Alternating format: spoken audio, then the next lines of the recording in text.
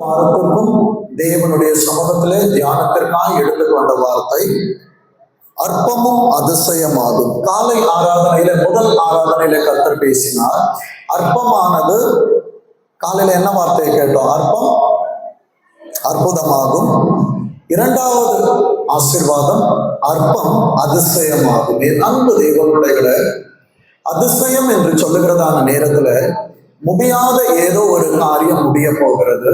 தடையாய் நிற்கிற காரியங்கள் தடைகள் விலக போகிறது.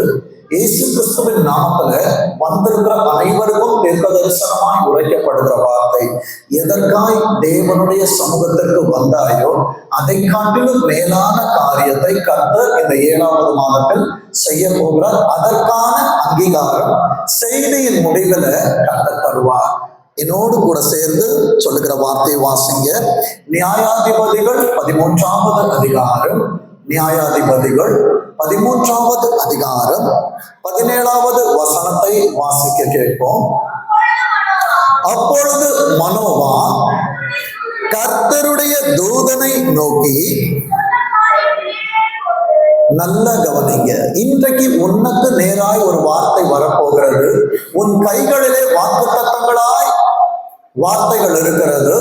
வந்திருக்கிற தேவ பிள்ளைகள் ஆண்டவரிடத்துல கேளுங்க, அப்பா என் கையிலே நீர் ஒரு வார்த்தையை கொடுத்திருக்கிறீர், அது நிறைவேறும் போது எத்தனை பேர் விசுவாசிக்கிறீங்க? என் கரத்தில் கொடுக்கப்பட்ட வார்த்தை நிறைவேறும் என்று சொல்லுகிறவர்கள் சத்தமா ஒரு ஆமேன் சொல்லுங்க பாப்போம். என் அன்பு தேவ பிள்ளைய, உன் கையில் ஆண்டவர் சாதாரணமாய் ஒரு வார்த்தையை கொடுக்கவில்லை. இந்த செய்தியை நான் இப்படி கூட சொல்லலாம். நேற்றைய தினத்துல நானும் மனைவியும் ஒரு இடத்திற்கு கடந்து போகிற நேரத்துல மிகுந்த, அது கண்ணீர் என்று கூட சொல்லலாம், ரொம்ப கண்ணீரோடு ஒரு காரியத்தை என்கிட்ட கேட்டா, அது என்ன காரியம் என்று நான் இங்க விவாதிக்க வரவில்லை. ஆனால் அவளிடத்துல சொன்ன ஒரே ஒரு வார்த்தை என்ன தெரியுமா? ஒன்னால முடிகிறத நீ செய்ய, முடியலையா ஆண்டவர்கிட்ட ஒப்பு கொடுத்துட்டு அமைதியா உட்கார்ந்து கர்த்தர் காரியங்களை மாறுதலாய் முடிய பண்ணுவார் என்று சொல்லுகிறதான நேரத்துல அவளுக்கு புரியல. நான் எவ்வளவோ ஆண்டவர்கிட்ட நான் அழுதுட்டேன், என்னால முடியல. என் அன்பு தெய்வ பிள்ளைகளே, அழுகிறதான ஒருவனுக்கு மாத்திரம் இந்த வார்த்தை அல்ல, அழுகையோடு வந்திருக்கிற முழு திருச்சபைக்கும் இந்த 7வது மாதத்தில் முதல் வாரத்துல கர்த்தர் நல்ல செய்தியை தரப்போகிறார். வேதம் சொல்லுகிறது பாருங்க, மனோவா கர்த்தருடைய தூதனை நோக்கி, நீர் சொன்ன காரியம் நிறைவேறும் போது நாங்கள் உம்மை கனம் பண்ணும்படி உம்முடைய நாமம் என்னவென்று சொல்லி கேட்டார். இன்றைக்கு ஆண்டவரே, என் பிள்ளைகள் வாழ்க்கையில் காரியங்கள் நிலுவையில் இருக்கிறது, என் குடும்பத்தில் அநேக காரியங்கள் இன்னும் செய்யப்படாமல் இருக்கிறது, என் எதிர்காலத்தை குறித்ததான கவலைகள் இன்னும் எனக்கு இருக்கிறது என்று சொல்லி என்னை கேட்கிற என் அன்பு சகோதர சகோதரி, கர்த்தர் சொல்லுகிறார், அவர் சொன்ன வார்த்தை நிறைவேறும், அவர் சொன்ன வார்த்தை தாமதிக்காது. கர்த்தர் இன்றைக்கு இந்த வார்த்தையை உன் காதுகளில் அவர் கேட்க பண்ணுகிறார் என்றால், அநேகர் இருந்தாலும், அழைப்பு அநேகருக்கு கொடுக்கப்பட்டாலும், கர்த்தர் இந்த ஆராதனைக்கு இந்த வார்த்தையை கேட்கும்படியாய் உன்னை கொண்டு வந்திருக்கிறார் என்றால், தயவாக தீர்க்க தரிசனமாய் தலை நிமிர்ந்து என்னால் சொல்ல முடியும். கர்த்தருடைய அற்புதம் உன் வாழ்க்கையிலே அதிசயமாய் விளங்க போகிறது. அற்பமாய் எண்ணப்பட்ட இடத்திலே கர்த்தர் உனக்கு ஒரு அதிசயத்தை செய்ய போகிறார். கர்த்தர் சொன்ன வார்த்தை நிச்சயம் நிறைவேறும். வேதம் சொல்லுகிறது, அதே அதிகாரத்துல 18வது வசனத்தை வாசிக்க பார்ப்போம். அதற்கு கர்த்தருடைய தூதனானவர், என் நாமம் என்ன என்று நீ கேட்க வேண்டியது என்ன? ஏன்பா உனக்கு என்ன யாருன்னு தெரியாதா? உன்னை படைத்தவர் நான், தாயின் கருவில் உன்னை அலங்கரித்தது நான், உன் அவயங்களை வரைந்து வைத்தது நான், அவைகளுக்கு உருவம் கொடுத்தது நான், எந்த நாளிலே நீ வெளிப்பட வேண்டும் என்று சொல்லி உன்னை இந்த உலகத்திற்கு அறிமுகப்படுத்தினது நான். நீ என் நாமத்தை கேட்கிறாயே, என் அன்பு தேவ பிள்ளையே, அந்த நாமத்தை அவர் சொல்லுகிறார். அது கரங்களை உயர்த்தி சபையாய் சொல்லுங்க பார்ப்போம்.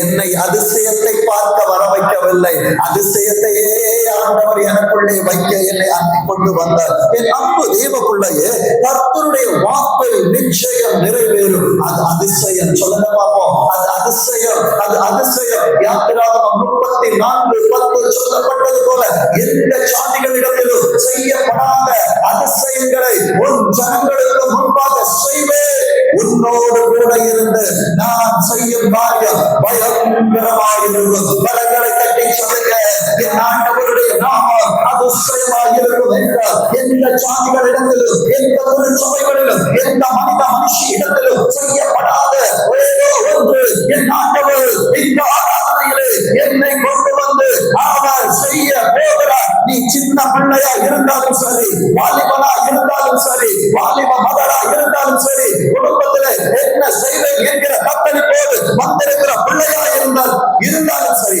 கர்த்தர் சொல்லுகிறார், உங்கள் துக்கம் சந்தோஷமாய் மாறும். 7வது மாதம் என்ன தெரியுமா? நல்ல செய்திகளை கேட்க போகிறார். கரங்களை அசைத்து சொல்லுங்க, என் காதுகள் நல்ல செய்திகளை கேட்க போகிறது. கர்த்தர் எனக்கான ஈவுகளை கொடுக்க போகிறார். நான் கேட்க செய்தி செய்தியா இருக்கலாம், என்னால் முடியாது என்று சொல்லலாம். சூழ்நிலைகளை பார்த்தால் கிடைக்காது, சூழ்நிலைகளை பார்த்தால் அதை செய்ய முடியாது. சூழ்நிலைகளுக்கு அப்பாற்பட்டிருக்கிற தேவாதி தேவன் நிறைவேறும் என்று சொல்லுகிறவர் குறிப்பிட்ட காலத்திலே செத்து போன கர்ப்பத்தை உடைய சாராளின் கர்ப்பத்திலே ஒரு ஈசாக்கை வைத்து உண்மை என்ன என் அன்பு தேவ பிள்ளையே, அக்கினிக்குள்ளே போனதான சாத்ராக் மேஷாக் ஆபேத்நேகோ சேதமில்லாமல் வெளியே கொண்டு வந்தது உண்டானால் என் அன்பு தேவ பிள்ளையே, சிங்க செவியிலே போடப்பட்டதான தானியேல் ஒன்றுமில்லாமல் வெளியே வந்திருப்பான் என்றால் என்னை கேட்கிற என் அன்பு சகோதர சகோதரி, இந்த 7ஆம் மாதத்திலே எதற்காய் நீ வந்தாயோ, எதற்காய் வேண்டுகிறாயோ, எதற்காக தேவ மாதத்தில் உட்கார்ந்திருக்கிறாயோ, இப்பொழுது உனக்கு ஒரு வார்த்தை வருகிறது. அற்பமான ஆரம்பத்தின் நாளே யார் வசத்தை பண்ணலாம். கர்த்தருடைய கண்கள் செருபாபேலின் கையில் இருக்கிற நூலை அது சந்தோஷமாய் பார்க்கிறது. உன் வேலையை சந்தோஷமா பார்க்கிறாங்க, உன் குடும்பத்தை சந்தோஷமா பார்க்கிறாங்க, உன் எதிர்காலத்தை சந்தோஷமா பார்க்கிறாங்க. இதுவரை நீ பார்க்கிறாங்க நன்மையான ஒன்றை நிகழ்வா போகிறார். இதுதான் சந்தோஷத்தின் நற்செய்தி.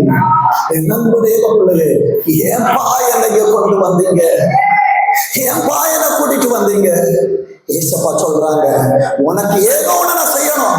என் மனசு சொல்லிட்டே இருக்கு, என் பிள்ளைக்கு நான் எதையாவது செய்யணும், என் மகளுக்கு நான் எதையாவது செய்யணும். என் நண்பு தேவ பிள்ளையே, அந்த அதிகாரத்துல 3வது வசனத்தை வாசிங்க பார்ப்போம். கர்த்தருடைய தூதனானவர் அந்த ஸ்திரீக்கு தரிசனமாகி அவளை நோக்கி, இதோ பிள்ளை பெறாத மலடியான நீ, சொல்லுங்க பாப்போம், இதுவரைக்கும் என் குடும்பம் காலியா இருந்துச்சு, இதுவரைக்கும் என் திருச்சபை காலியா இருந்துச்சு, இதுவரைக்கும் என் கரங்கள் காலியா இருந்தது. பரிசுத்த ஆவியானவர் உன் மேல் வரும் பொழுது உனக்கு பலன் உண்டாகும். நான் புருஷனை அறியனே, எனக்கு மனுஷ சித்தம் அல்ல. என் அன்பு மரியாதை, இந்த ஆசீர்வாதம் மற்ற கர்மங்களுக்கு உரியதல்ல. இன்றைக்கு தேவனுடைய பிரசன்னத்திலிருந்து, தேவனுடைய சமூகத்திலிருந்து வந்தாய் அல்லவா, இது மற்றவர்களுக்கு கொடுத்த என் ஆண்டவர் கொண்டு வந்த வார்த்தை அல்ல. உனக்கு உனக்கு உனக்கு உரியது. இது அந்நியர்களுக்கு உரியதா இல்லாமல் உனக்கு உரியதா இருக்கும். எல்லாருக்கும் புரியாது. கர்த்தர் கொண்டு வந்தாங்கன்னா அநேக கர்ப்பத்தை வைத்துக் கொண்டு காத்திருக்க கிருபை பெற்றவளே, சொல்லுங்க பாப்போம். இன்றைக்கு கர்த்தர் உன்னை எப்படி கூப்பிடுறாங்க தெரியுமா? கிருபை பெற்றவளே. உன்னை கிருபை பெற்றவளாய் கர்த்தர் பார்த்து கொண்டிருக்கிறார். என் அன்பு மகள் ஒரு சாட்சியை சொன்னா, நான் பாட்டம்ல இருந்தேன். என் அன்பு தெய்வ பிள்ளையே, யோனாவை போல கர்த்தரை விட்டு ஓடி போய் நீ பாட்டத்துல உட்கார்ந்தாலும் கர்த்தர் உன்னை டாப்ல கொண்டு வரணும்னா உனக்கான மீனை அனுப்புவார். அந்த மீன் வருகிற நேரத்திலே கர்த்தர் உன்னை எங்கே கொண்டு வர தீர்மானித்தாரோ, அநேகர் வராமல் இருந்தாலும் அந்த மீன் உன்னை கரையில் கொண்டு வந்து கத்தினது போல இன்றைக்கு தேவ பர்வதத்துல உன்னை கொண்டு வந்து வைத்திருக்கிறது என்றால் நீ கேட்ட காரியம் நிறைவேறும். ஆனால் நீ ஆண்டவரிடத்தில் சொல்லணும், இனி உங்க பிரசன்னத்துல இருக்காம இருக்க மாட்டோம். உங்க பிரசன்னம் இல்லாம நான் வாழ முடியாதுப்பா.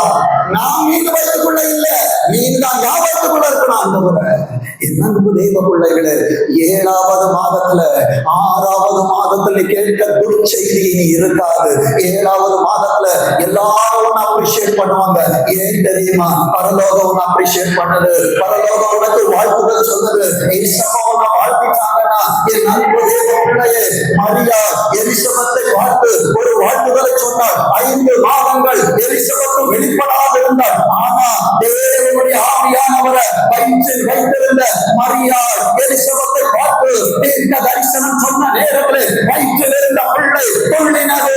இன்றைக்கு நீ சொல்ல போகிற ஒவ்வொரு வார்த்தைகளை நிமித்தமா உன் குடும்பம், உன் பிள்ளைகள், உன் எதிர்காலம், உன் ஊழியம், உன்னை சேர்ந்தவர்கள், உனக்கு அறிமுகமானவர்கள் வாழ போறாங்க, வாழ போறாங்க. நீ வாழ வைக்க போகிற என் அன்பு மகனே, மகளே, உன்னை கொண்டு அநேக குடும்பங்கள் வாழ வைக்க போகிறார்.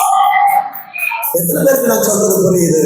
எழுதி கொண்டு வந்ததல்ல, உள்ளே இருந்து ஊறி கொண்டிருக்கிற வார்த்தைகளை வெளியே ஊற்றி கொண்டிருக்கிற என் அன்பு தெய்வ பிள்ளைய 6வது வசனம் சொல்லுகிறது, வாசிங்க. அப்பொழுது அந்த ஸ்திரீ தன் புருஷனிடத்திற்கு வந்து, நியாயாதிபதிகள் 13:6, தேவனுடைய மனுஷன் ஒருவர் என்னிடத்தில் வந்தார். அநேக நேரத்துல உங்க வீட்டு வாசல்ல வந்து ஊழியக்காரன் வந்து நிக்கிறாங்க தெரியுமா? அது மனிதன் அல்ல, கர்த்தருடைய வார்த்தையை சுமந்து வருகிற கர்த்தருடைய ஆவியானவரின் தூதுவர்களாய் இருக்கிறாங்க. அவர்கள் கர்த்தரால் அனுப்பப்படுகிற காபிரியேல்.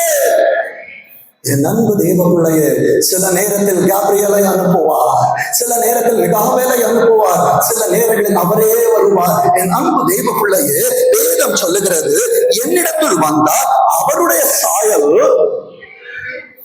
தேவனுடைய தூதனின் சாயல். எப்படி பாஸ்டர் இது சாத்தியம்? என் அன்பு தேவ பிள்ளையே, ஆண்டவர் மோசேயை அழைத்து எகிப்திலிருந்து கொண்டு போனாங்க. நீ போய் ஒளிஞ்சிட்டாரு. அடுத்த 80வது வயசுல ஆண்டவர் கூட்டிட்டு வராரு. கூட்டிட்டு வந்தவர் இஸ்ரவேல் ஜனங்களை கானானுக்கு நேராய் வழி நடத்துகிறார். அவன் பர்வதத்திற்கு ஆண்டவரிடத்தில் போய் வந்தான். கீழே வருகிற நேரத்தில் அவன் முகம் பிரகாசித்திருந்தது. தேவனோடு உட்கார்ந்திருக்கிற தேவ பிள்ளை பர்வதத்துக்கு ஏறி வருகிற நேரத்தில் அவனுடைய முகம் பிரகாசிக்கும். அவனை பார்க்கிறவர்கள் முக்காடிட்டு போட்டுக் கொள்வார்கள். தேவ பிள்ளையே, இவ்வளவு நாள் நீ முக்காடு போட்டாய் அல்லவா? இன்றைக்கு 7வது மாதத்துல கர்த்தரை பர்வதத்திற்கு கொண்டு வந்தது உன் முகத்தை பிரகாசிக்க பண்ண போகிறார். எழுந்து பிரகாசி, எழுந்து பிரகாசி. உன் ஒளியை கர்த்தர் கொண்டு வந்திருக்கிறார். என் அன்பு தேவ பிள்ளையே, நீ இருள் அல்ல, நீ ஒளியாய் மாறிக்கொண்டிருக்கிறார். என் அன்பு தேவ பிள்ளையே, இந்த ஒளியை பெற்றவனே, இந்த ஒளியை பெற்றிருக்கிற தேவ சம்பத்தை அசதியா என்னாத கர்த்தருடைய ஒரு ஸ்தானத்தில் வைத்தார் அல்லவா? ஆண்டவரே வெயில் அடிக்குது, அது அடிக்கும். ஆண்டவரே மழை பெய்யுது, அது பெய்யும். வெயிலும் மழையும் இல்லாமல் இருப்போம் என்றார். என் அன்பு தெய்வங்களே, கர்த்தரனை மாற்றி பண்ணி போடுவா. அனலாயிரு இல்ல குளிராயிரு, ஒண்ணு ஆண்டவரோடு இல்ல உலகத்தோடு. உலகமும் ஆண்டவர் முடியாது. என் அன்பு தெய்வ பிள்ளையே, உன்னை நம்பி கர்த்தர் கொடுத்த பொறுப்புகள் உண்டு. இன்றைக்கு உலகம் உன்னை அற்பம் என்று சொன்ன நேரத்தில் உன்னை அற்புதம் என்று சொன்னாரே, அந்த அற்புதற்கு நீ எதை திருப்பி கொடுக்கிறாய்? உனக்காய் கொடுக்கப்பட்ட ஒவ்வொரு காரியத்தில் உண்மை உள்ளவனாயிரு. கொஞ்சத்தில் உண்மை உள்ளவனை. நிறைய வேணும்னா சிலருக்கு 5 கொடுப்பாரு, சிலருக்கு 3 கொடுப்பாரு, சிலருக்கு 1 அந்த ஒன்ன நம்பி நந்தாருல ஏசப்பாயை நம்பி மாட்டை கொடுத்திருக்கிறாரு, என்ன நம்பி ஆராதனை கொடுத்திருக்கிறாரு, என்ன நம்பி செலுச்சமையை கொடுத்திருக்கிறாரு. உத்தரவாதம் எடு. ஒன்ன நம்பி ஒரு குடும்பம் இருக்குது, குடும்பத்தை விட்டுறாது. என் அன்பு தேவ பிள்ளையே, அழிந்து போகிற, அதாவது வேல்யூ கூடுகிற பொண்ணுக்கு தான் கொண்டு போய் எங்க போடுவாங்க? அக்னியில போடுவாங்க. உன்னை இன்றைக்கு ஆண்டவர் புடப்படுகிறார் என்றால் சுத்த பொன்னாய் கர்த்தர் உன்னை இல்லை இருப்பார். அப்பாயம் பிள்ளைங்க வாழ்க்கையை பார்க்கும்போது எனக்கு பயமா இருக்கு, எதிர்காலத்தை பார்த்தா பயமா இருக்கு, நம்மளுடைய வேலையை தொடங்கிட்டு இது முடிக்க முடியுமா, நான் கலங்கி கொண்டிருக்கேன். அழைத்தவர் ஆண்டவராய் இருப்பார் என்றால் முடிவு அறிந்த முன்னை அவர் நடத்தி செல்வார். வேதம் சொல்லுகிற அடுத்த வார்த்தையை பாருங்க, 8வது வசனத்தை வாசிங்க. அப்பொழுது மனோவா கர்த்தரை நோக்கி, அப்ப இன்றைக்கு வந்திருக்கிற மனோவாக்களே, என் அன்பு பிள்ளைகளே, இங்கே கர்த்தருடைய தூதனை சந்தித்ததான ஸ்திரீயின் பெயர் குறிப்பிடப்படவில்லை. உங்க பெயர் அநேக இடத்தில் பேசப்படாமல் இருந்தாலும் தரிசனம் உனக்கு தான் கிடைக்கும். உன்னை அநேகர் வாழ்த்தாமல் இருந்தாலும் கர்த்தர் உன்னிடத்தில் தான் வந்து பேசுவார். மனோவா விண்ணப்பம் செய்தது, மனோவா கர்த்தர் பேசுவது, புத்தியுள்ள ஸ்திரீயே வீட்டை கட்டுகிற உன்னிடத்தில் தான் கர்த்தர் பேசுவார், மனோவாவிடத்தில் அல்ல. விண்ணப்பம் மனோவா செய்தாலும் மனைவி இடத்திலே கர்த்தர் பேசுகிறார் என்றால், குறைகளோடு வார்த்தைகளை கேட்டுக் கொண்டிருக்கிறாயே, பிரச்சனைகளோடு கேட்டுக் கொண்டிருக்கிறாயே, என்னை ஆண்டவருக்கு பிடிக்குமா என்று சொல்லி கேட்கிறாயே, தரிசனமா சொல்ற ஏசப்பாவுக்கு ஒண்ணு ரொம்ப ரொம்ப ரொம்ப ரொம்ப ரொம்ப ரொம்ப ரொம்ப பிடிக்கும். நண்பு தேவ பிள்ளைய வேதம் சொல்லுகிறது, அப்பொழுது மனோவா கர்த்தரை நோக்கி விண்ணப்பம் பண்ணி, என் ஆண்டவரே, நீர் அனுப்பின தேவனுடைய மனுஷன். அப்பா, இந்த வார்த்தைய ஜனவரி 1ஆம் தேதி ஏற்ற காலத்துல மழையை பெய்ய பண்ணுவேன்னு சொன்னீங்க. அதை நான் மறந்துட்டேன். என் மனைவி மறந்துட்டா, என் கணவன் மறந்துட்டான், என் பிள்ளை மறந்துட்டான். இன்னைக்கு குடும்பத்திலே நடக்கிற காரியங்களை பார்க்கிற நேரத்துல, ஊழியத்திலே நடக்கிற காரியங்களை பார்க்கிற நேரத்துல, அப்பா, என் தொழிலிலே நடக்கிற காரியத்தை பார்க்கும் போது, என் உறவுகளுக்கு மத்தியில் நடக்கிற காரியத்தை பார்க்கும் போது, அன்னைக்கு மறந்துட்டோம்ப்பா. இன்னும் ஒரு தடவை என்கிட்ட வந்து பேசுங்க. எத்தனை பேர் ஏசப்பாட்ட கேட்க போறீங்க? என்கிட்ட வந்து பேசுங்க. எத்தனை பேருக்கு ஆசை ஏசப்பா என் கூட பேசணும்னு? வளர்ந்துகிறத உயர்த்தி சொல்லுங்க, ஏசப்பா என் கூட பேசுங்கப்பா, ஏசப்பா என் கூட ஒரு வாட்டிப்பா, ஆண்டவரை பிளீஸ் பண்ணிட்டீங்கன்னு வச்சுக்கோங்க. மனுஷனை நீ பிளீஸ் பண்ண வேண்டாம். என் நண்பு தெய்வ பிள்ளைகளே, 1000 மனிதனின் பாதங்களில் விழுவதை காட்டிலும் என்னை அழைத்தவரின் பாதங்களை நான் விழுந்து கிடப்பேன் என்றார். மாத்தாளே மாத்தாளே, நீ அநேக காரியங்களை குறித்து கவலைப்பட்டு கொண்டிருக்கிறார். தேவையானது ஒன்று, முதலாவது நீங்கள் தேவனுடைய ராஜ்யத்தையும் அவருடைய நீதியும் தேடுங்கள், பின்பு இவைகள் எல்லாமே உங்களுக்கு கூட தருவேன் என்று உனக்காய் ஒருவர் நிற்கிறார், உனக்காய் ஒருவர் பேசுகிறார், உனக்காய் ஒருவர் இன்றைக்கு பரலோகத்தை பரிந்து பேசிக் கொண்டிருக்கிறார். நீ யாருன்னு உனக்கு தெரியாது, உன் சத்துருவுக்கு தெரியும். அதனாலதான் உன் கூட போராடுறான், அதனாலதான் உன் பேரை கெடுக்கிறான், அதனாலதான் உன்னை அநேக இடத்தில் தூற்றி திரிகிறான். என் நண்பு தேவ பிள்ளையே, உன்னை எத்தனை இடத்தில் தூற்றி திரிந்தாலும் உனக்கு ஒரு நம்பிக்கை இருக்க வேண்டும். நான் கர்த்தருக்கான விதை, இந்த விதையை எத்தனை இடத்தில் கொண்டு போய் போட்டாலும், அது வாழ்நிலமா இருந்தாலும், அது வனாந்திரமா இருந்தாலும், என்னை கர்த்தர் முளைக்க பண்ணுவார். நான் முளைத்தெழுகிற நேரத்தில் கோதுமை மணியானது நிலத்தில் விழுந்து சாகாவிட்டால் தனித்திருக்கும், அது செத்ததே என்றால் மிகுந்த கனிகளை கொடுக்கும். எத்தனை பேர் சொல்ல போறீங்க, என் தலைமுறை சரி போக போகிறது? கரங்களை கட்டி சொல்லுங்க, என் ஆண்டவர் என்னோடு இருப்பார் என்றார். எனக்குள் இருக்கிறவர் என்னை கொண்டு பராக்கிரமங்களை செய்வார். என் ஆண்டவரே, இன்றைக்கு மாறாவை பார்க்கிறாய் அல்லவா? உன் தலைமுறை மதுரமாகும், உன் தலைமுறை மதுரமாகும், உன் தலைமுறையிலே கசப்படுத்தாது, உன் பிள்ளைகள் வாழ்க்கையிலே கசப்படுத்தாது. நீ டேஸ்ட் பண்ணிட்டீங்கன்னா உன் பிள்ளைகள் வாழ்க்கை டேஸ்ட் ஆகாது. நண்பு தேவ பிள்ளையே, வேதம் சொல்ல போகிறது, என் ஆண்டவரே, நீர் அனுப்பின தேவ மனுஷன் மறுபடியும் ஒரு விசை என்னிடத்தில் வந்து, பிறக்க போகிற பிள்ளைக்காக நாங்கள் செய்ய வேண்டியதை. எத்தனை பேர் எழுந்த உடனே இதை கேட்கிறீங்க? என் பிள்ளைய வளர்க்க எனக்கு தெரியாதுப்பா. நமக்கு தெரிஞ்சதெல்லாம் ஸ்கூல்ல பிள்ளைய விடணும், கூட்டிட்டு வரணும். பிள்ளை என்ன படிக்கிறான்னு தெரியாது, பிள்ளை காலேஜுக்கு போனோம், என்ன கோர்ஸ் எடுக்க போறான்னு தெரியாது. இன்னைக்கு உண்மையா சொல்லுங்க, உங்ககிட்ட நான் வச்சிடுறேன், இனி நான் கவலைப்பட மாட்டேன். உங்ககிட்ட நான் கொடுத்துடுறேன், இனி மனுஷன்கிட்ட கேட்க மாட்டேன். தீர்க்க தரிசனமாய் உள்ளே உட்கார்ந்து கேட்கிற பெற்றோருக்கு சொல்லுகிறேன், எதை குறித்து கவலைப்படுகிறாயோ என் அன்பு தேவ பிள்ளையே, உன் துக்கத்தை சந்தோஷமாக மாற்ற உன் மாறாவை மதுரமாய் மாற பண்ணுகிறவர் உன்னிடத்தில் பேசிக் கொண்டிருக்கிறார். மறந்துடாத. மாறாகிட்ட நீ வந்துட்ட, உனக்கான மரத்தை எடுத்து நீ உள்ள போட்டுட்ட. இனி உன் தலைமுறைக்கு கசப்பு இருக்காது. இனி உன் தலைமுறைக்கு இனி அந்த காரியம் பின் தொடர்ந்து வராது. சாப கட்டுகளை கட்டு இன்றோடு முறிந்து விட கட்டு செய்கிறார். வேதம் சொல்லுகிறது. அவன் கேட்கிறான் பாருங்க, நாங்கள் செய்ய வேண்டியதை எங்களுக்கு கற்பிப்பீராக. எனக்கு தெரியாதுப்பா, என் தெரிஞ்சதெல்லாம் செஞ்சு நான் தோத்து போயிட்டேன்.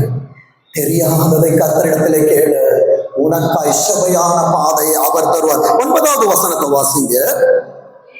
தேவன் மனோவாவின் சத்தத்திற்கு செவி கொடுத்தார். அப்ப விண்ணப்பம் செய்தால் தேவன் என்ன பண்ணுவார்? என்ன ஆர்டர் பண்ணுவாங்க. ஆனா நான் ஆண்டவர்கிட்ட கேட்கல, பக்கத்து வீட்டுல கேட்கிறேன், அதுல எக்ஸ்பர்ட் கிட்ட கேட்கிறேன்.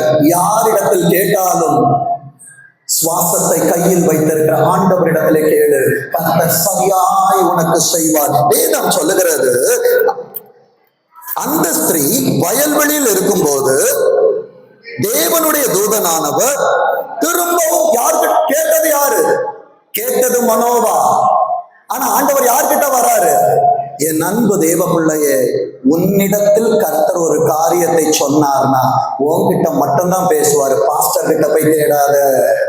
மோசையின் வாயிலை வார்த்தையை வைப்பேன் என்றால் ஆரோனிடத்தில் அதை தேடக்கூடாது.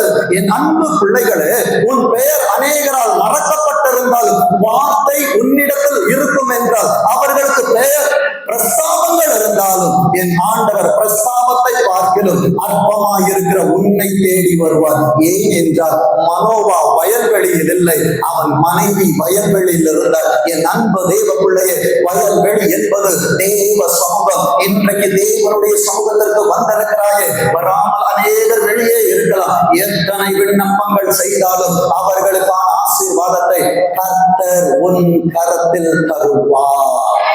வேதம் சொல்லுகிறது, கேட்டது அவன் திரும்பவும் வந்தார். அப்பொழுது அவள் புருஷனாகிய மனோவா அவளோட இருக்க. இதனாலதான் அடிக்கடி சர்ச்சில் சொல்லுவேன், யோசுவாவின் அனுபவம் வேண்டும். அனுபவம் என்ன? நானும் என் வீட்டாரும் என்றால். இன்றைக்கு நான் ஆலயத்துக்கு வரும்போது ஒரு குடும்பம் அப்படி பார்க்கறதுக்கு ஒரு திருவிழா போல இருந்துச்சு. ஆனா வண்டி வேலை செய்யல. வண்டி வேலை செய்யலன்னா என்ன? ஆண்டவர் கொடுத்த ஆட்டோ இருக்குது. அங்க குடும்பமா வந்தோம். கர்த்தரால் நீங்கள் ஆசீர்வதிக்கப்பட்டவர்கள். இத்தனை தீர்க்க தரிசன வார்த்தைகள் உங்கள் சிரசுகளில் இறங்கி கொண்டிருக்கிறது. இன்றைக்கு அநேக குடும்பங்கள் பிள்ளைகளோடு வந்திருப்பதை காண்கிறேன். நிச்சயமாய் சொல்ல முடியும், உங்கள் தலைமுறைகள் கர்த்தரால் ஆசீர்வதிக்கப்பட போகிறது. வேதம் சொல்லுகிறது பாருங்க 10வது வசனத்திலே, ஆகையால் அந்த ஸ்திரீ எப்படி ஓடுறாங்க?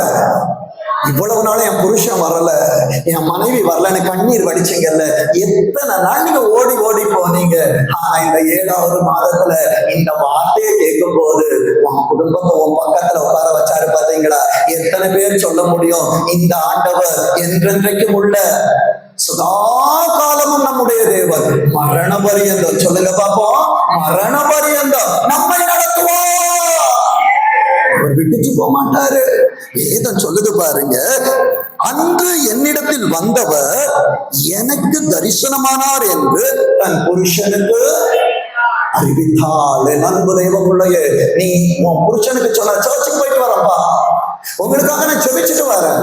அன்றைக்கு அவர் காதுகளில் விழுந்த விதைகள் இன்றைக்கு உன் கண்கள் பார்க்க அது எழுந்து நின்று உன்னோடு திருச்சபையில் இருந்து ஆண்டவரை ஆராதித்துக் கொண்டிருக்கிறது என்றால் நீ சொல்லு, நீ என்னை விடவே இல்லை ஆண்டவரே. மனுஷங்கிட்ட என்ன விடல, சாத்தான்கிட்ட என்ன கொடுக்கல, சூழ்நிலை கிட்ட என்ன கொடுக்கல, என்ன நீங்க அப்பா மகிமைப்படுத்தி வச்சிருக்கீங்கப்பா. வேதம் சொல்லுகிறது பாருங்க, 11வது வசனத்தை வாசிங்க. அப்பொழுது மனோவா, அப்ப சூறை செடி கீழே உட்கார்ந்து இருக்கிற வரைக்கும் எலியாவுக்கு வாழ்க்கை கிடைக்காது. ஆண்டவரை, எனக்கு ஒரு பிள்ளை கிடைக்கல, எனக்கு இந்த ஆசீர்வாதம் கிடைக்கலன்னு சொல்லிட்டு வீட்டுல உட்கார்ற வரைக்கும் கர்த்தர் உனக்கு தருகிற வார்த்தை உன் காது கேட்காது. மனைவி சொல்லிச்சாங்களா, வார்த்தை வந்துருச்சா, எழுந்திர மனோவாவே. மனோவா எழும்புகிறான். எழுந்திருந்து தன் மனைவியின், யார் மனைவி பின்னால நாம் போவனா? அது எப்படி? நண்பு தேவ பிள்ளைய, சில நேரத்துல முந்தினது பிந்தினதா இருக்கும், பிந்தினது முந்தினதா இருக்கும். மண்ணுல இருந்துதான் என்ன பண்ணாரு? எலும்ப உருவினாரு. ஆனா எலும்பு ஆண்டவருக்கு உண்மையா இருக்கிறபடியினால இன்னைக்கு எலும்பு முன்னால இருக்குது, மண்ணு பின்னால வருது. ரெண்டும் உள்ள வந்துருச்சுன்னா கர்த்தர் ஒன்றாக்கி பிள்ளைகளை ஆசீர்வதிப்பார். முன்னால இருந்தாலும் சரி, பின்னால இருந்தாலும் சரி, என் குடும்பம் ஆசீர்வதிக்கப்பட்டதா இருக்கணும் ஆண்டவரே. வேதம் சொல்லுகிறது, அவன் மனைவியின் பின்னாலே போய் அவளிடத்தில் வந்து இந்த ஸ்திரீயோடு பேசினவர் அன்னைக்கு அடையாளம் காமிச்சீங்க, இன்றைக்கு கர்த்தர் அவர்களை அலங்கரித்து வைத்திருக்கிறார். வேதம் சொல்லுகிறது பாருங்க, அவர் நான் தான். சொல்லுங்க பாப்போம். இன்னைக்கு உங்க கூட பேசுறது யாரு? ஆண்டவர். சொல்லுங்க, பேசுகிறது நீர் தானா? ஆமா, நான் தான் பேசுறேன். என் அன்பு தேவ பிள்ளையே, 12வது வசனத்தை வாசிங்க பாப்போம். அப்பொழுது மனோவா 17ல கேட்டது நீங்க சொன்ன காரியம் இப்ப 2வது வாட்டி ஆண்டவர் கன்ஃபார்ம் பண்றாங்க. சொல்லுங்க, நீர் சொன்ன காரியம். அப்ப இப்ப சொல்லுங்க, 2வது வாட்டி ஆண்டவர் கன்ஃபார்ம் பண்றாங்க. கர்த்தர் சொன்னது உன் வாழ்க்கையில் நிறைவேறும். 6 மாதங்கள் உன்னோடு பேசினவர் உன் வாழ்க்கையில் 7வது மாதத்துல நிறைவேற்றி தருவார். வேதம் சொல்லுகிறது, அந்த பிள்ளையை எப்படி வளர்க்க வேண்டும் என்று, எப்படி நடத்த வேண்டும் என்று. இவ்வளவு நாளை என் பிள்ளை கணவனுக்காக செபித்தோம், மனைவிக்காக செபித்தோம், பிள்ளைகளை விட்டோம். இன்றைக்கு ஆண்டவர் சொல்லி தருகிறார், பிள்ளையை எப்படி வளர்க்கணும், பிள்ளையை எப்படி நடத்தணும். வளர்க்கவும் நடத்தவும் அவரால் ஆகும், மனிதனால் இது கூடாது. எத்தனையோ பிள்ளைய நம்ம வளர்த்திருக்கலாம், ஆனா சொந்த பிள்ளைய வளர்க்க முடியாது. ஏன்? அடிச்சோன்னா நம்ம அழுவ ரொம்ப உட்கார்ந்து. என் அன்பு தேவ பிள்ளைய பரலோக தேவன்ல கொடுத்துரு. சின்ன பிள்ளைங்க, ஆண்டவரே இந்த பிள்ளைய கர்த்தர் பார்த்து கொள்ளுவா. வேதம் சொல்லுகிறது பாருங்க, ஏசப்பா இது எனக்கு நம்ப முடியல. நம்ப முடியலையா? உன்னை நம்ப பண்ணுகிற தீர்க்க தரிசன வார்த்தைகள் இனி வரப்போகுது. கையில பேப்பர் பென்னு வச்சிருந்தா அது அப்படியே தீர்க்க தரிசனமா எழுதுக. இல்லாதவங்க பக்கத்துல கடன் வாங்கிக்கோங்க. புத்தி உள்ள ஸ்திரீகள் எண்ணெய் விளக்கு எல்லாம் கொண்டு போனாங்க. இல்லாதவங்க பரவாயில்ல, நானே சூப்பர் கம்ப்யூட்டர், என் மைண்ட்ல எல்லாம் பிக்ஸ் ஆயிரும். பக்கத்துல இருந்தா அட்லீஸ்ட் நாம் சொல்ல போகிற ஒரு 10 வசனங்களோ 9 வசனங்களோ தீர்க்க தரிசனம். உன் கடைசி நாள் வரும்போது இதை கர்த்தர் நினைவுபடும். ரொம்ப ரொம்ப ரொம்ப ஸ்பெசிபிக்கா தீர்க்க தரிசனமா சொல்றேன்.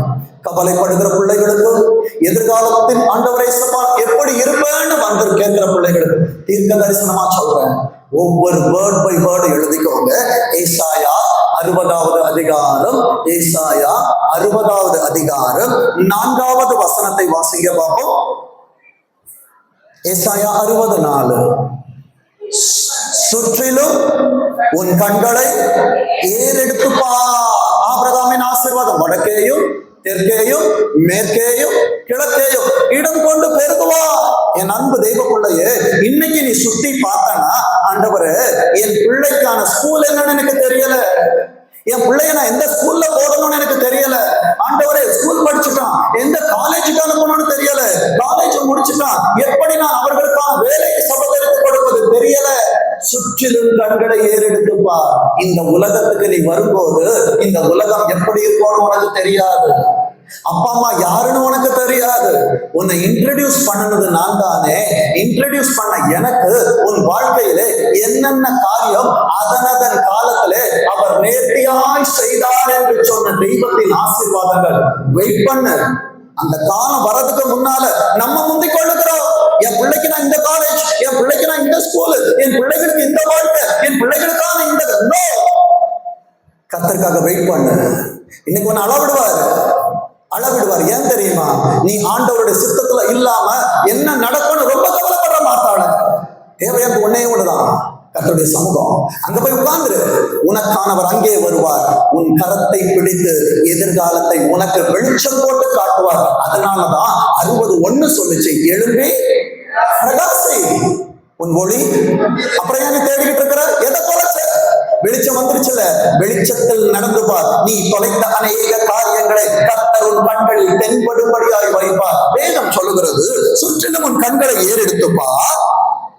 அவர்கள் எல்லாரும் ஏகமாய் கூடி, ஒரு நாள் வரும், உனக்கு வயசாயிருக்கும், உன் பிள்ளை, உன் பையன், அவன் குடும்பம், அவன் பிள்ளைகள் எல்லாரும் வருவாங்க. சுத்தி பார்க்கும் போது, ஆண்டவரே எனக்கு கல்யாணம் ஆகும்போது நான் தனியா தான் இருந்தேன், இன்னைக்கு ஒரு சேனையை வர வச்சிருக்கிறீங்களேப்பா. வேதம் சொல்லுது பாருங்க, உன்னிடத்தில் வருகிறார்கள். சொல்லுங்க பாப்போம், ஏகமா கூடி உன்னிடத்தில் வருகிறார்கள்னா என்ன காலம்? நடைபெற்று கொண்டிருக்குது. பரலோகத்துல ஒரு டிஸ்கஷன் எனக்காக நடக்குது.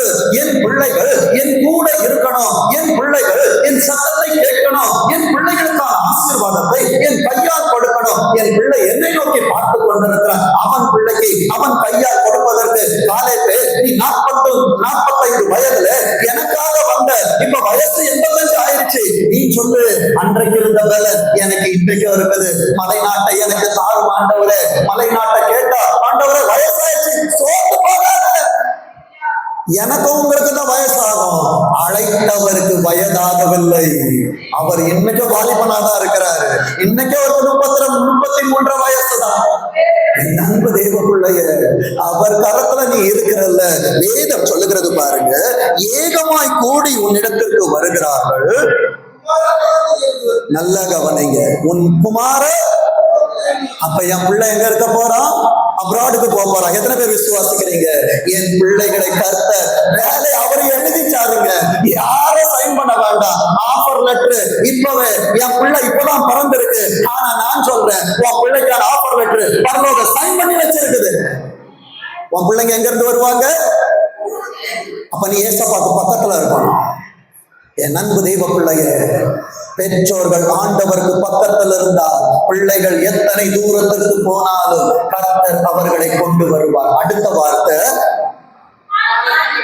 உன் குமாரத்திகள் யார் பக்கத்துல?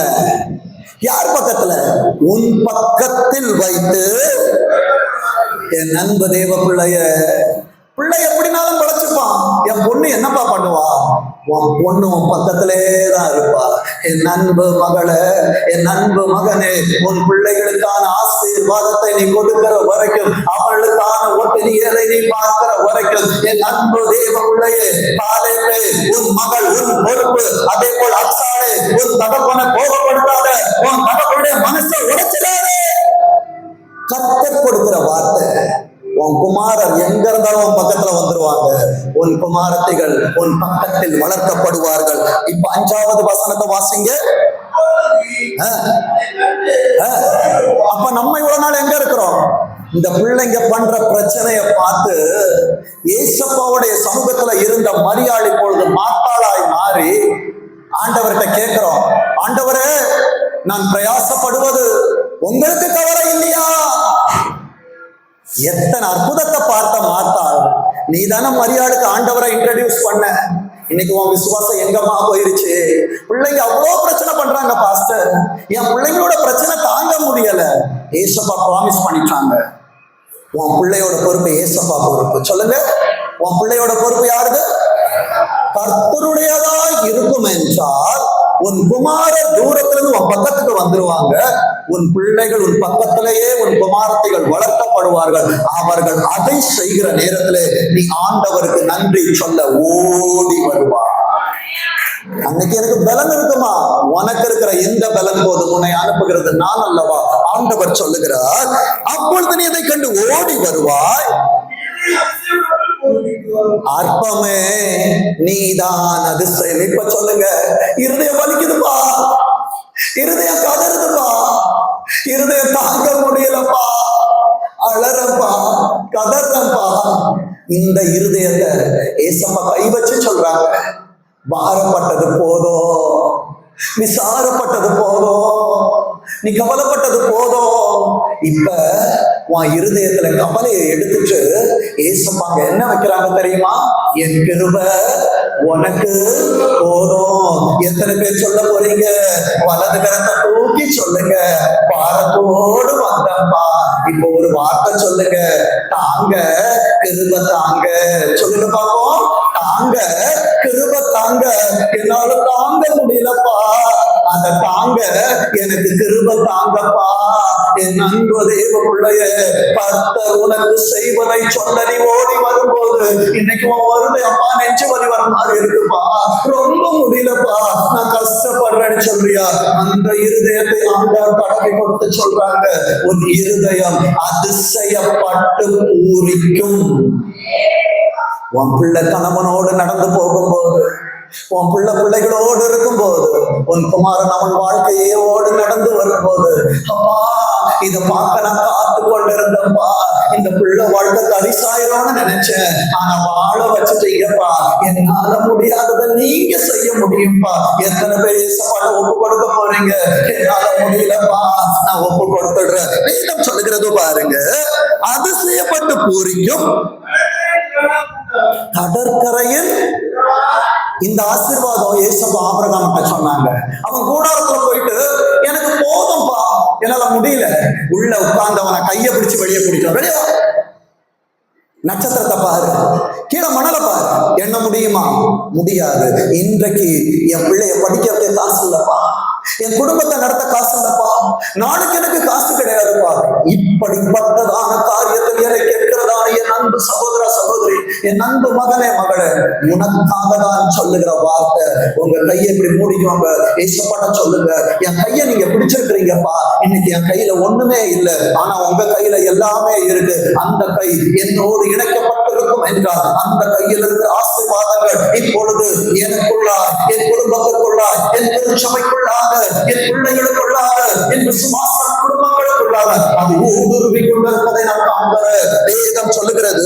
கடற்கரையில் திரளான கூட்டம் உன் வசமாய், உன் வசமாய். அப்ப இவ்வளவு நேரம் எல்லாம் உனக்கு முதுக காட்டிட்டு இருக்கிறாங்க. நீ எனக்கு என்ன பண்ணன? எனக்கு ஒரு வண்டி வாங்கி கொடுத்தியா? எனக்கு வாழ்க்கையை நீ செஞ்சு கொடுத்தியா? கர்த்தருடைய கரம் உன்னோடு இணைந்திருக்கும் என்றால் ஒருவனும் தன் நாவை உனக்கு எதிராய் பேச முடியாது. கர்த்தருடைய வைராக்கியம் உனக்கா இதை செய்கிறது என்றால் உனக்கு முதுகு காட்டினவர்களை உன் வசமாய் கர்த்தர் திரும்ப பண்ணி கொண்டிருக்கிறார். வேதம் சொல்லுகிறது பாருங்க, சாதிகளின் பலத்த சேனை. நான் ஒர்த்த ஆண்டவர, நான் ஒர்த்த இல்ல, எனக்குள்ள இருக்கிற ஆண்டவர் வர்த்தா இருக்கிறபடியா, வர்த்தலஸா இருக்கிற என்னை ஆண்டவர் அநேகருக்கு முன்பாக சாட்சியாய் நிறுத்த போகிறார். இது எனக்கான வார்த்தை என்று சொல்லுகிற தேவ பிள்ளைகள் கரங்களை கட்டி ஆவிக்குள்ளா நிறைந்து ஒன்றுமில்லாமல் ஆண்டவரே பெரும் போதும் கையுமா என் வாழ்க்கையை துவங்கின. ஆனால் இன்றைக்கு திரும்பி பார்க்கிற நேரத்திலே ஒரு நல்ல ஊழியம், ஒரு நல்ல திருச்சபை, ஒரு வளர்த்த சேவை, அநேக குடும்பங்களை தந்து என்னை ஆசீர்வதித்து இந்த வார்த்தைகளை படிக்க வைத்திருக்கிறீர்களே. இதுதாங்க சாட்சி. வேதம் சொல்லுது. அப்பா இதெல்லாம் கேட்க எதிர்காலம் நல்லா இருக்குது, என் நிகழ்காலம் எப்படி இருக்கும்? 7வது மாதத்துக்கு உட்கார்ந்து வார்த்தைகளை கேட்கிற என் அன்பு சகோதரா சகோதரி, 7வது வசனத்துல 2ஆம் பகுதி சொல்லுகிறது, என் மகிமையின் ஆலயத்தை. சத்தமா சொல்லுங்க பாப்போம், என் மகிமையின் ஆலயத்தை. நீங்களே அந்த ஆலயம், நீங்களே அந்த ஆலயம். எத்தனை பேருக்கு சந்தோஷம்? கரங்களை கட்டி சொல்லுங்க, இந்த 7வது மாதத்துல என் மகிமை எங்கே குன்றி போயிருந்தாலும் இந்த 7வது மாதத்துல உன் கம்பெனியில நீதான் டாப்பர், உன் குடும்பத்துல நீதான் ஹிட்லிஸ்ட்ல இருக்க போற. உனக்கு முன்பாக ஒருவனும் எதிர்த்து நிற்க முடியாது. ஏனென்றால் உங்களோடு இருக்கிறவர் அந்த சராசரங்களை படைத்து வைத்து உனக்காய் பேசிக் கொண்டிருக்கிற பரிசுத்த ஆவியானவர். எத்தனை பேருக்கு நான் சொல்றது புரியுது? ஏன் கொண்டு வந்தீங்கன்னு தெரியல, ஆனா கொண்டு வந்தது உன்னை மகிமைப்படுத்த. என் அன்பு தேவபிள்ளையே, இப்போ வாசிங்க ஏசாயா 49ஆம் அதிகாரம், ஏசாயா 49:20 வாசிங்க பாப்போம். உனக்கு எப்படி இருந்தது இந்த ஊழியத்தை தொடங்கும் போது? நான், என் மனைவி, என் ஒரு பிள்ளை இருந்தா. என் அன்பு தெய்வ பிள்ளைய, பிள்ளைகளற்றிருந்த உனக்கு வேதம் சொல்லுகிறது பாருங்க, உண்டாயிருக்க போகிற பிள்ளைகள் இடம் எங்களுக்கு நெருக்கமா இருக்குது. நெருக்கமா இருந்தனால இன்னைக்கு நிறைய பிள்ளைகளை காணோம், வருவாங்க. ஆனா நெருக்கம் வந்த நேரத்திலும் லோத்தை போல நான் வெளியே போகவில்லை. ஆண்டவரே, என் தகப்பனோடு நான் இருக்கிறேன் என்று சொல்லி எலியேசராய் உள்ளே உட்கார்ந்து இருக்கிறாயே, நீ நிச்சயமா கர்த்தரால் ஆசீர்வதிக்கப்பட்டவனே. ஏன்னா ஆபிரகாம் கூட லோத்து வந்தான். ஆசீர்வாதம் வந்த உடனே அப்பாவுக்கு டாட்டா பை பை காட்டிட்டு போயிட்டான். என் அன்பு தெய்வ பிள்ளையே, எத்தனை ஆசீர்வாதங்கள் வந்தாலும் என் தகப்பனுடைய பாதம் எனக்கு போதும் என்று சொல்லி கர்த்தருடைய பாதத்தில் நினைத்திருக்கிற தேவ பிள்ளையே, உன்னை கர்த்தர் மகிமைப்படுத்துவார். வேதம் சொல்லுகிறது பாருங்க, பிள்ளைகளற்றிருந்த உனக்கு உண்டாயிருக்க போகிற பிள்ளைகள் இடம் எங்களுக்கு நெருக்கமாயிருக்கிறது, நாங்கள் குடியிருக்கும்படி விலகீர் என்று சொல்லி இன்னைக்கு நம்மளை விலக்கி வச்சிருக்கிறாங்க. கவலைப்படாத, இதுவும் ஒரு ஆசீர்வாதம் தான். நீ நீ பெருக வேண்டும் என்றால் இடம் உண்டாக்குவார். இடம் உண்டாக்குற இடத்திலே இன்றைக்கு இடம் உண்டானபடியால் அநேகர் உள்ளே இருக்கிறீங்க. ஒரு நாள் வரும், சுற்றிலும் எடுத்து பார்க்கிற நேரத்தில் எல்லா பிள்ளைகளும் உனக்குள்ளாய் வளர்க்கப்பட்டு கொண்டிருப்பார்கள். 22 வாசிங்க பார்ப்போம். 21 வாசிங்க. அதுக்கு முன்னால 21 வாசிங்க. அப்பொழுது நீ இவர்களை எனக்கு பிறப்பித்தவர் யார் தெரியாது. இன்றைக்கு பார்க்கிற முகங்கள் எல்லாம் எனக்கு அறியப்பட்டிருக்கும். ஒரு நாள் வரும், முகம் தெரியாத அநேக பிள்ளைகளை உள்ளே கர்த்தர் வைக்கிற நேரத்தில் ஆராதனைகள் பெருகும், சபைகள் பெருகும், ஊழியங்கள் பெருகும். அன்றைக்கு சொல்லுவேன், இவர்களை எனக்கு பிறப்பித்தவர் யார்? அடுத்தது, பிள்ளைகளற்றும். எப்படி இந்த நிலைமையில எத்தனை பேர் உட்கார்ந்து இருக்கிறீங்க? நான் விசுவாசிக்கிறேன், வந்திருக்கிறதுல 99% இப்படிதான் இருக்கு. எப்படி? பிள்ளைகளற்றும், தனித்தும், சிறைப்பட்டும், நிலைப்பற்றும் இருந்தேனே. உன்னுடைய நிலைமைய வேதத்தை போல படம் பிடித்து ஒருவராலும் காட்ட முடியாது. நிலையற்றும் இருந்தேனே, இவர்களை எனக்கு மனோவா கேட்டான் அல்லவா, இவர்களை வளர்க்க, இவர்களை நடத்த அவர் வளர்த்து தருவார், அவர் நடத்தி கொடுப்பார். மோசேயே, நீ எங்கே வளர வேண்டும் என்று தீர்மானிப்பது ஆண்டவரா இருப்பார் என்றார். 3 மாதங்கள் உனக்கு வீடு, 3 மாதங்களிலிருந்து 40 ஆண்டுகள் பார்வோனின் அரண்மனையிலே ஆண்டவர் இடத்தை வைத்தார். அடுத்த 40 ஆண்டுகள் வனாந்தரம், அடுத்த 40 ஆண்டுகள் கர்த்தரை மகிமைக்காய் நடத்தினது உண்மை என்றார். கர்த்தர் உனக்கானதை தீர்மானிப்பார், உனக்கு என்ன வேண்டும் என்று தீர்மானிப்பார். மோசேயே, நீ தனித்தவன் அல்ல, உன்னுக்குள்ளாக ஆண்டவர் ஜாதிகளை, வம்சங்களை ஆசீர்வதிப்பார். வேதம் சொல்லுகிறது பாருங்க. 22 வாசிங்க பார்ப்போம். இதோ ஜாதிகளுக்கு நேராய் கர்த்தர் இன்றைக்கு கரத்தை உயர்த்துகிறார். உனக்கு விரோதமாய் எழுப்பப்படுகிற ஆயுதங்கள் வாய்க்காதே செய்கிறவர் கரத்தை உயர்த்தி ஜனங்களுக்கு நேராக என் கொடியை ஏற்றுவேன். அப்பொழுது உன் குமாரரை கொடும் கையில் ஏந்தி கொண்டு வருவாங்க. பிள்ளை எப்படி வளர்க்கிறோம் கவலைப்படாத, அவர்களை தூக்கி வைக்க கர்த்தர் தூதர்களை அனுப்பி கொண்டிருக்கிறார். உன் பாதங்கள் கல்லில் இடராதபடிக்கு அவர்கள் உன்னை தங்கள் கரங்களில் ஏந்தி கொண்டு போவார்கள். அடுத்த வார்த்தை சொல்லுகிறது, உன் குமாரத்திகள் தோளின் மேல் எடுத்துக்கொண்டு வரப்படுவார்கள் என்று நான் சொல்லல, மனிதன் சொல்லல. பரலோகம் உனக்கு பிராமிஸ் பண்ணது. பிள்ளைகளை குறித்து கவலைப்படுகிறாயா? அது ஆவிக்குரிய பிள்ளைகளாய் இருக்கட்டும், கர்ப்ப பிறப்பின் பிள்ளைகளாய் இருக்கட்டும், உனக்குள் இருக்கிறவர் உனக்குள் வார்த்தைகளை உண்மையாய் வைத்திருப்பார் என்ற அந்த ஆவியானவர் நஷ்டப்பட விட மாட்டார், உன்னை கஷ்டப்பட விட மாட்டார். கர்த்தருடைய வைராக்கியம் இதை செய்யும். வேதம் சொல்லுகிறது பாருங்க. 24 2வது பகுதியை வாசிங்க பார்ப்போம். உன்னோடு வழக்காடுகிறவர்களோடு நான் வழக்காடி. அப்ப உன்னுடைய ஜெனரேஷன்ல பிரச்சனை இருக்கும். கர்த்தர் பிராமிஸ் பண்றாங்க, உன் பிள்ளைகளின் வாழ்க்கை மதுரமாய் இருக்கும். அடுத்த வார்த்தை சொல்லுகிறது பாருங்க. ஏசாயா 61:6 வாசிங்க பார்ப்போம். ஏசாயா 61:6. நீங்களோ கர்த்தருடைய ஆசாரியர் என்று சொல்லப்படுவீர்கள், உங்களை நமது தேவனுடைய பணிவிடைக்காரர் என்பார்கள். நீங்கள் ஜாதிகளின் செல்வத்தை அனுபவித்து அவர்கள் மகிமையை கொண்டு மேன்மை பாராட்டுவீர்கள். உங்களை மகிமைப்படுத்துவேன் என்று சொன்னவர் இன்றைக்கு உங்களில் இல்லாத அநேக ஆசீர்வாதங்களை உங்கள் கரத்தில் கொடுத்து உங்களை மகிமைப்படுத்துவார். 7வது வசனம் சொல்லுகிறது, இதுதான் என் வாழ்க்கை ஆண்டவரே, 7வது மாதத்துல என் வாழ்க்கை இப்படி மாறப் போகிறது. உங்கள் வெட்கத்திற்கு பதிலாக 2 தனையாய் பலன் வரும், லட்சைக்கு பதிலாக தங்கள் பாகத்தில் சந்தோஷப்படுவார்கள். அதன் நிமித்தம் தங்கள் தேசத்தில் இரட்டிப்பான சுதந்திரம் அடைவார்கள். நித்திய மகிழ்ச்சி. சொல்லுங்க பாப்போம், நித்திய மகிழ்ச்சி 7வது மாதத்துல உன் குடும்பத்திலே கேட்க போகிறது. இப்ப வாசிங்க ஏசாயா 64வது அதிகாரம் 8வது வசனம். நான் என் ஊழியக்காரனின் நிமித்தம் அனைத்தையும் அழிக்காதபடி செய்வேன். இன்றைக்கு கர்த்தர் வாழ வைத்து கொண்டிருக்கிறார் என்ற உன்னை உன் சமூகத்திற்கு, உன் குடும்பத்திற்கு கர்த்தர் உன்னை பணிவிடக்காரனாய் வைத்திருக்கிறார். அடுத்த வார்த்தை சொல்லுகிறது ஏசாயா 64:23. அவர்கள் விருதாவா உழைப்பதில்ல. ஆண்டவரே, நான் வேலை செய்யறேன், அதுக்கான காரியம் எனக்கு வரல. என் அன்பு தேவ பிள்ளையே, 430 வருஷம் எகிப்துல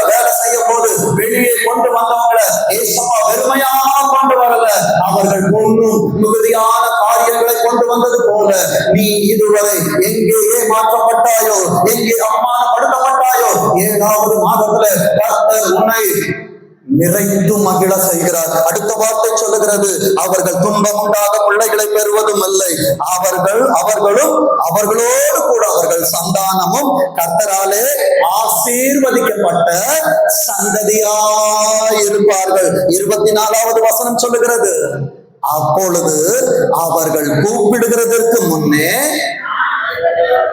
நீ கூப்பிடுறதுக்கு முன்னாலே ஏசப்பாக்கு தெரியும். உன் நாவில் சொல் பிறவா முன்னே அதை அறிந்த ஆண்டவர். சில நேரத்துல உன் வாயிலிருந்து வார்த்தை வெளியே வந்து விழுந்துடக்கூடாது, அதை ஸ்டாப் பண்றாங்க.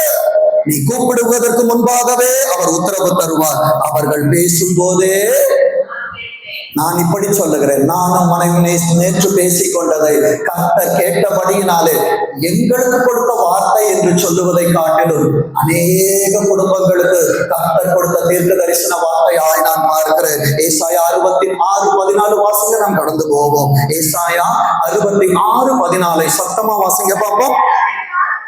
ஆண்டவரை இன்னைக்கு நம்ப முடியல, ஆனா நிச்சயமா ஒரு நாள் உன் கண்ணு காணும். நீ அதை காணும் போது உங்க இருதயம், இன்னைக்கு இருதயத்துக்கு தான் வார்த்தை, உங்கள் இருதயம் மகிழ்ந்து உங்கள் எலும்புகள், அப்பா நெஞ்செல்லாம் வலிக்குது, என் நரம்பெல்லாம் வலிக்குதுப்பா, பேச முடியலப்பா சொல்றாங்க. எலும்புகள் எல்லாம் பசும்புல்லை போல் செழிக்கும்.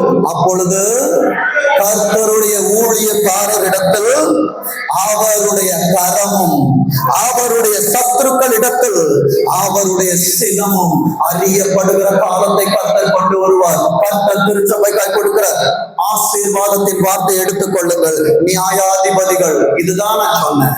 இந்த செய்தியை முடிக்கும் போது கர்த்தருடைய ஆசீர்வாதம் விளங்கும்னு சொல்லிட்டு எடுத்துக்கொள்ளுங்கள். நியாயாதிபதிகள் 13வது அதிகாரம் 19வது வசனத்தை வாசிங்க. 13-19. மனோவா போய் வெள்ளாட்டு குட்டியையும் போஜன பலியையும் கொண்டு வந்து அதை கன்மலையின் மேல், 7வது மாதத்தில் வந்திருக்கிற மனோவாவே, உன் விண்ணப்பங்களை கர்த்தருடைய ஆலயத்துல வச்சிரு. நீ வச்சிட்டேனா உன் கூட உன் மனைவி உன் பிள்ளைகள் இருப்பார்கள் என்றார் வேதம் சொல்லுகிறது.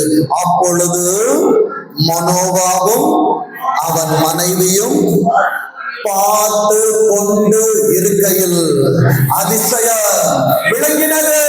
கரங்களை தட்டி சொல்லுங்க, நானும் என் வீட்டாரும் கர்த்தரையே சேவிப்போம். 7வது மாதத்திலே நல்ல செய்திகளை கேட்க போகிறோம். அதிசயத்தை பார்க்க வந்தோம். பார்க்க வந்த இடத்திலே எனக்கு விளங்க பண்ணினார். இந்த 7வது மாதத்திலே உண்மையாகிறார் அநேக நல்ல செய்திகளை பரலோகம் எனக்கு வைத்திருக்கிறது. நான் என் மனைவியை பார்த்து கொண்டிருக்கையிலே அதிசயம் விளங்க போகிறது. எங்களை சொல்ல போறீங்க, பலத்தை உயர்த்தி இருந்த இடத்துல இறந்தது என்று சொல்லுங்க. எல்லாரும் இறந்துருங்க. 2 நிமிஷம் கர்த்தருடைய கரத்திலே என் அன்பு தேவ பிள்ளையே கரங்களை தட்டி சொல்லு, அப்பா நான் பலியாக வந்தேன், ஒன்றுமில்லாமல் வந்தேன், வார்த்தைக்காய் வந்தேன். என் ஆண்டவர் சொல்லுகிறார், அதிசயம் விளங்குகிறது, அதிசயம் விளங்குகிறது, அதிசயம் விளங்குகிறது. என் அன்பு தேவ பிள்ளையே, இதுவரை கேள்விக்குறியாய் வந்தாய் அல்லவா? உன் வாழ்க்கையே அதிசயம். நீ புரியாத புதிராய் கர்த்தரை மாற்றுகிறார். இந்த 7வது மாதத்திலே அநேக சாட்சிகளை கர்த்தர் தர போகிறார். உன் குடும்பம் கட்டப்பட போகிறது, உன் வீடு கட்டப்பட போகிறது, உன் தொழில் கட்டப்பட போகிறது, உன் கடன் மாற போகிறது, உன் எதிர்பார்ப்பு கைகூடுகிறது. இல்லை என்கிற சொல்லுகிற இடத்திலே இருக்கிறவராய் ஆண்டவர் வருகிறார். உன் காரியங்களை கொடுக்கப்பட்டிருக்கிறார். அம்மாவுக்கு ஸ்தோத்திரம். என் அன்பு பிள்ளைகளை நிறைத்து வழி நடத்தினவர், என் பிள்ளைகளோடு பேசிய கிருபைகளுக்காய் ஸ்தோத்திரம். வழி நடத்துங்க. இயேசு கிறிஸ்துவின் மூலமாய் ஜெபிக்கிறோம். ஜெபம் கேளும் ஜீவனுள்ள நல்ல தகப்பனே, ஆமென்.